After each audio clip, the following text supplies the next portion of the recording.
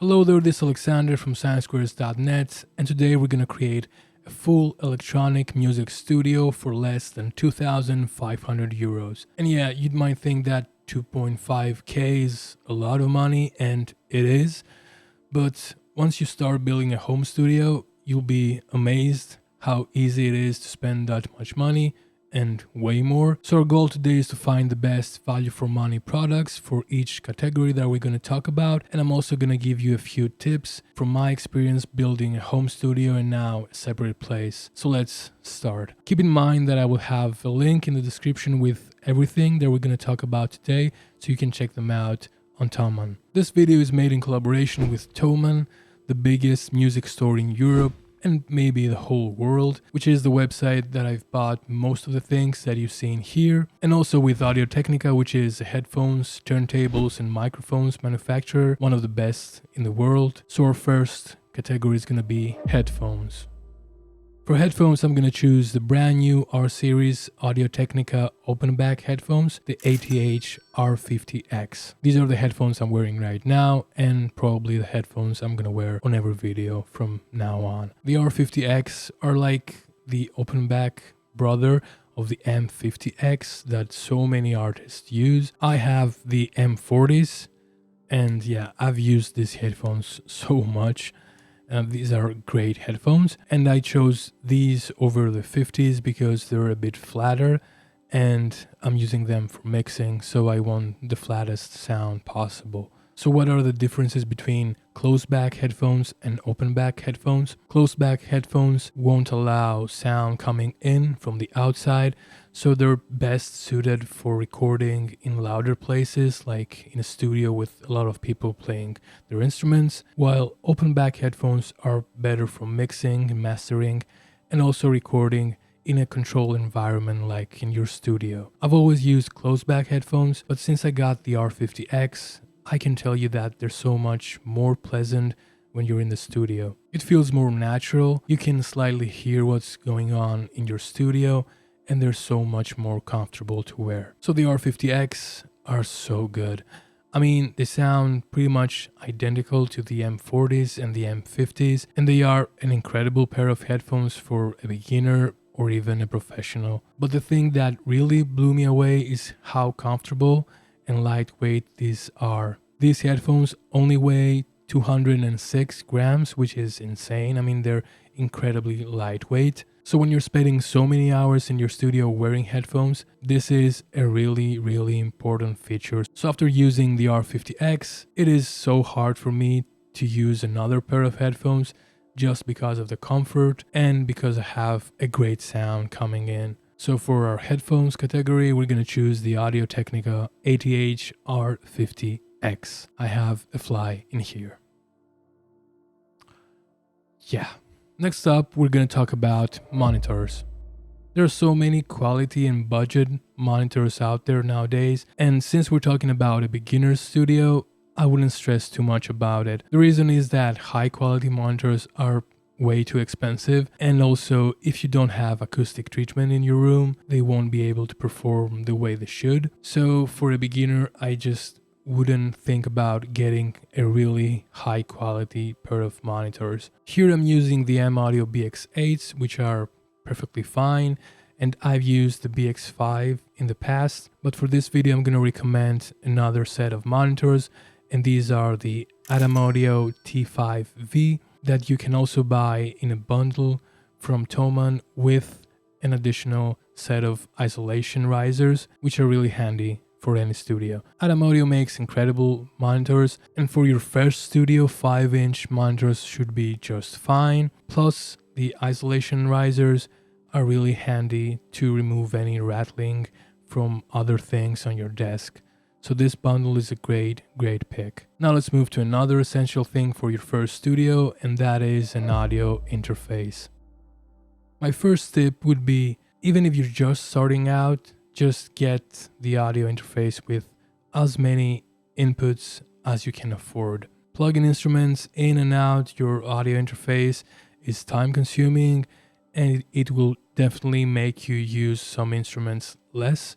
So get as many inputs as you need and maybe get some more if you can afford it. Also, tip number 2, I would suggest to get an audio interface that has more than just a stereo output. And the reason is that you can use the second pair of outputs to take something out of your laptop, out of your DAW, and route it within your studio to pedals, to anything you want. So that might not feel important when you're starting out, but in the future, it will definitely be something that you want to do. The most obvious choice for a beginner audio interface would be the Focusrite Scarlett series. And don't get me wrong, they're incredible audio interfaces for anyone, but I would go for another audio interface, and that is the Evo 8. With the Evo 8, you get 4 inputs and 4 outputs. But the main reason I'm suggesting you get this interface is because they developed an auto gain technology that listens to your instrument and sets the gain levels automatically for you. So if you're a beginner, this feature will help you get the correct gain settings for every instrument. So you can just, plug it in and play without stressing about clipping or recording something really low. By the way, if you're finding this video helpful, please consider subscribing, leaving a like or a comment, because it helps way more than you think. And back to our list. Next, you'll probably want to have a good microphone around. If you're not planning to record any acoustic instruments or singers, you might skip this step, but having a good solid microphone in your studio is kind of a must-have. And that is by far the easiest choice of the day, because we're going to choose the Shure SM58, which I'm using right here. You simply cannot find an all-purpose better microphone for like 100 euros. It's this microphone, just get it, you won't be disappointed. It's one of the best microphones ever made. Afterwards, we're gonna need a MIDI keyboard. If you don't know what a MIDI keyboard is, it's just a keyboard that connects to your laptop and sends MIDI information to it, so you can play plugin instruments or send that MIDI to other hardware synthesizers that might not have a keyboard. It doesn't make any sound on its own, you just have to use it with your DAW. My tip here would be not to get a really small MIDI keyboard with less keys, because it's cheaper, unless you actually know you're gonna need a small and portable MIDI keyboard, or you don't have any space at all. Since I recently made a review on it, I'm gonna recommend the Novation Lansky Mark IV. I would suggest going for the 49 keys version. I made a review for the 61 keys, and the reason is that 49 keys are enough for most things. I truly think that this MIDI keyboard is the best value for money keyboard right now. It has a really decent keybed. It has amazing features like scales, a great arpeggiator, you can control your DAW with it. It's a great all-around budget-friendly MIDI keyboard for anyone. Okay, so now we're going to the fun stuff. We're gonna talk about synthesizers. If you're here, you probably love synthesizers and hardware gear, and honestly, you cannot have a studio without any instruments. I picked 2 synthesizers and 1 sampler that can cover like 90% of the things you'd want for an electronic music studio. And while these are budget-friendly options, you can find this in many professional studios.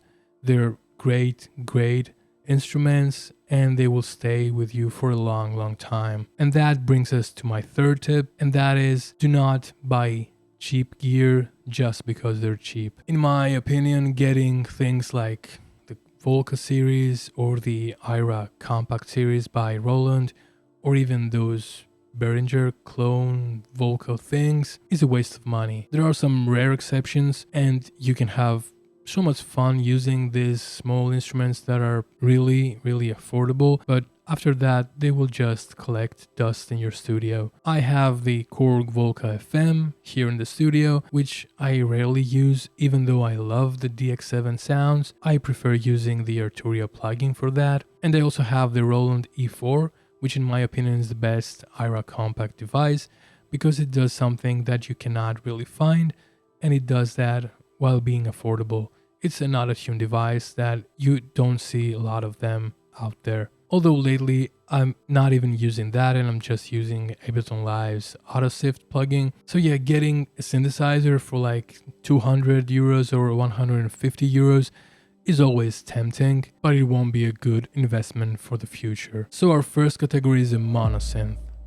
A few years ago, a lot of people were buying mono synthesizers because it was the only affordable way to get into analog synths. But nowadays, synths have become much cheaper. There are so many companies making new and exciting things. So mono synths are slightly becoming a thing of the past. My first analog synthesizer was the Arturia Microbrute that I still have and I still use. And I truly think that it's worth it having a mono synthesizer in your studio. The reason is that getting a mono synth, you can get a really high quality analog synthesizer in an affordable price, because getting a high quality analog polysynth can become really expensive. So my pick is gonna be the Dreadbox Erebus reissue. This is an incredible analog, fully analog monosynth that just sounds beautiful. It will help you understand the basics of subtractive synthesis, and you can create like massive bass sounds and lead sounds.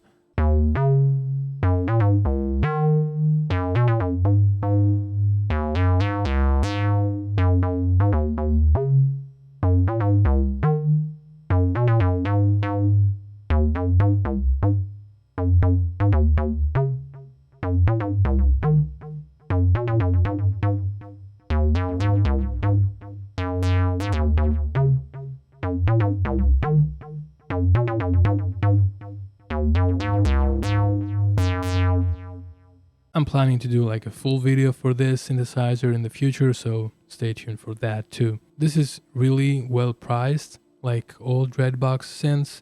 I think it's 385 euros right now at Thomann, which I think is an incredible price for the amount of synth you're getting. By the way, this is a legendary synthesizer. I mean, the Erebus in all of its forms has been around for more than 10 years, and yeah, there's a reason so many people love the synthesizer, and you can have it as your first mono synthesizer. Now that we have a fully analog mono synth, we'll have to find a polysynth. So our next category is a polyphonic synthesizer, and that cannot be anything else than the Arturia Mini Freak.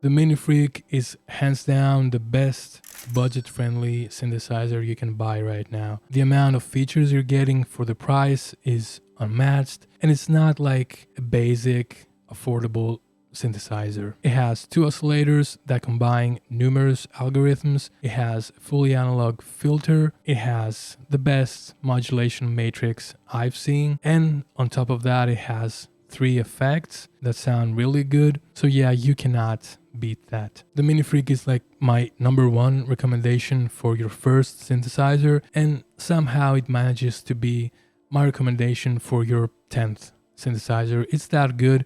It's so versatile. So yeah, you cannot find something better for its money. And the last item on our list is a sampler. To me, samplers are split into 3 groups. One group is the MPC type of sampler that you can use for drums and chopping samples. The other one is samplers that have sequencers like the Digitact or the Octatrack. And lastly, there are samplers that have keyboards and you can sample like a single note and create like a sample-based instrument like the OP1 or the OPXY or even the Casio SK1. You can probably do all of these things on a good sampler, but yeah, by design, some of them are best suited for a specific purpose. Anyway, since we're creating an electronic music studio, we're gonna go for a sampler that can act like a drum machine for our studio. And for that, I'm gonna pick the Teenage Engineering KO2.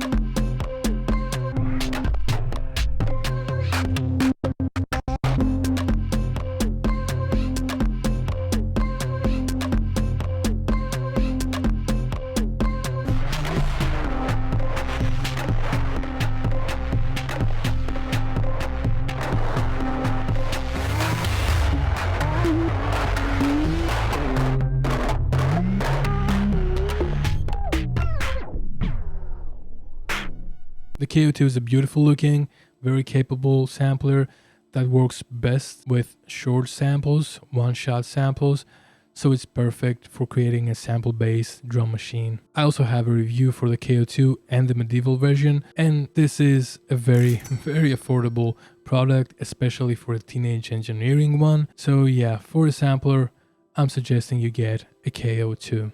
So now we're at 2,343 euros. And that means we still have an additional 160 euros to spend and also stay within our budget. So I'm going to add 2 plugins that I think everyone should have. For your first 2 plugins, I would always go for the Valhalla Vintage Verb and the Delay. They're 50 euros each, and for me, they're the best plugins you can buy for 50 euros. I've used both of these plugins in so many projects and I simply cannot live without them. And in general, I think when you're first starting out, I would avoid getting hardware effects units or pedals unless you're a guitarist and you already, familiar with pedals. And trust me, I love pedals. So to wrap this up, let's talk about the order of getting all those things. If I was just starting out, the very first thing I would get after having a laptop and a DAW would definitely be a MIDI keyboard. There are hundreds of free plugins that you can use and they sound great. So the only thing you would need is a way to play those plugins. Now that my studio is not in my house, the only thing I have in my house is a MIDI keyboard. I have the Arturia Keystep 37. If I want to play something, I can just hook it up and play, and I can always use my AirPods for headphones. But yeah, the AirPods might not be the best pair of headphones, so my second thing would be getting a great pair of headphones. If you're planning to make music and release music, having a solid pair of headphones is really important because you have to mix those songs, and without these headphones you cannot do it. Right after that, I would get an audio interface to set the ground for future instruments. Plus, having the audio interface will allow us to have also a pair of monitors. That would be the fourth thing that I would buy. And now we have all the basics covered, and now it's time to choose your instruments. Here you can do whatever you want. You can buy polysynth, a monosynth. If you're playing guitar, you can just buy a good pedal or an amp. It's up to you and up to the music you're making, and there's no right or wrong way to start setting up your studio. But my last tip is never worry too much about gear. Having a lot of things is indeed inspiring, can solve many problems and get you where you want to get faster. It also unlocks your creativity and helps you explore music, but at the end of the day, they're just tools. No one will ever care if you made a song using a Mini Freak or a Prophet or even a plugin. So just focus on making great music, because that's why we're doing all these things at the end of the day. So that was it. Thank you so much for being here. I hope you found this video helpful. If you're starting out, I would love to discuss about your new studio, give you my ideas and my recommendations. So feel free to ask me anything you want in the comments. And I hope to see you on the next one. Love ya.